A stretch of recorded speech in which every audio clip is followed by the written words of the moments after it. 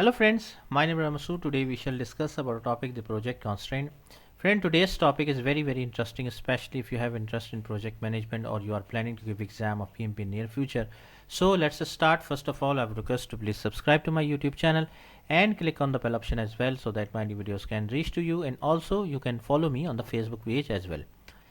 Friend, project constraint, we have taken this topic from the PMBOK guide, project management body of knowledge.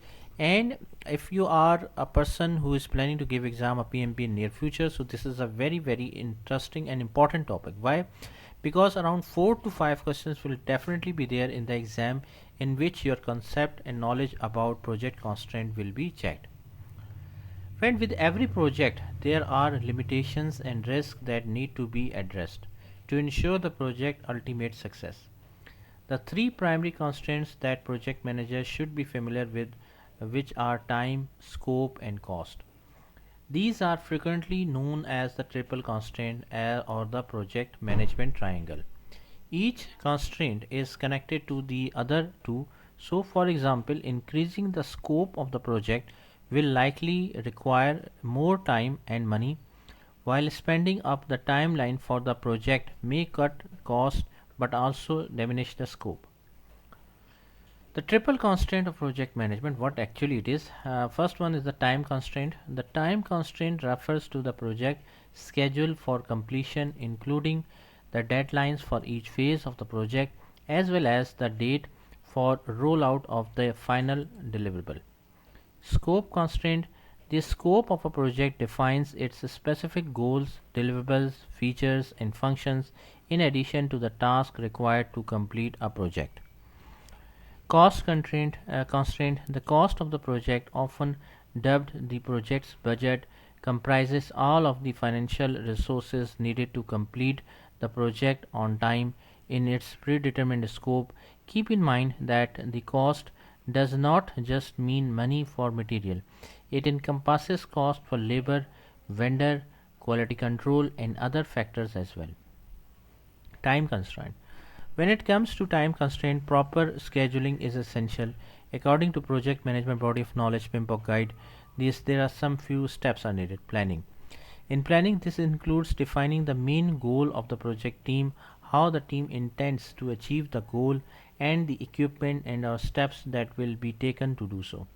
Scheduling. The project management team must plot out the realistic time frame to complete each phase of the project. Monitoring. This step occurs once the project is underway and requires a project team to analyze how the past stages of the project performed, noting a trend and impacts on future plans, and communicating these findings to all relevant stakeholders. Control. In the control step, the team must, upon communicating the results of each phase of the project, move forward accordingly.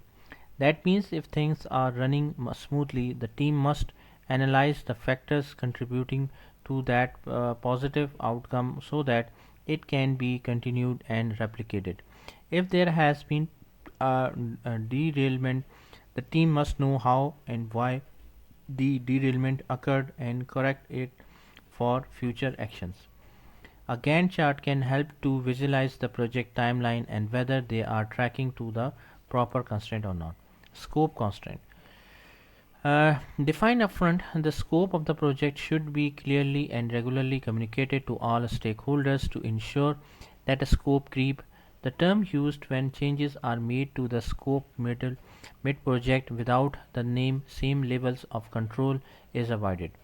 To keep the scope in check, you can provide clear documentation of the full project scope at the beginning of the project, including all requirements. Set up a process for managing any changes, so if someone proposes a change, there is a controlled system in place for how that change will be reviewed, approved, or rejected, and implemented if applicable. Communicate this scope clearly and frequently with the stakeholders. Cost constraint. A project budget includes both fixed and variable cost, including materials, permits, labor, and the financial impact of team members working on the project. A few of the ways to estimate the cost of a project include historical data, looking at what similar project cost in the recent past, recent resources, estimating the rate of cost for goods and labor, parametric comparing historical data with updated relevant variables, vendor bid, averaging the total change charge of several solid vendor bids. Quality. While this constraint is quite similar to scope, it is slightly different as a scope defines the specific desired outcome. For example, your project's scope may involve creating 10 web pages. Quality concentrates on the attributes of each of these web pages. When thinking about project quality, ask yourself how closely does the outcome match the expectation. Okay, so this is called as the concept of quality here. In our example, the quality doesn't define the number of web pages, but there could be a quality tolerance regarding the number of words. Perhaps you have requested 10,000 words with a quality tolerance of plus minus 100 words.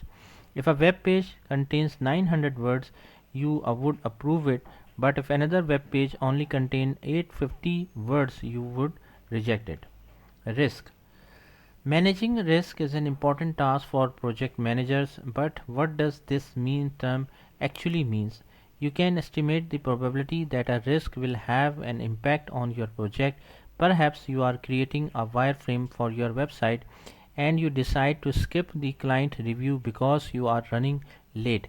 In this case, there is a risk that the client will reject your final web page. Of course, you can control risk to a certain extent. For instance, you could decide to avoid the risk and insist on the review step, but this decision affects your timeline, and your related costs since the client would review each of your designs and a project manager need to oversee this process actually. Then resources are strongly connected to the project cost. The amount of money that's available for achieving the desired outcome may restrict the use and acquisition of resources, which creates a separate constraint. Sometimes even an infinite amount of money doesn't allow you to acquire the specific resources you need.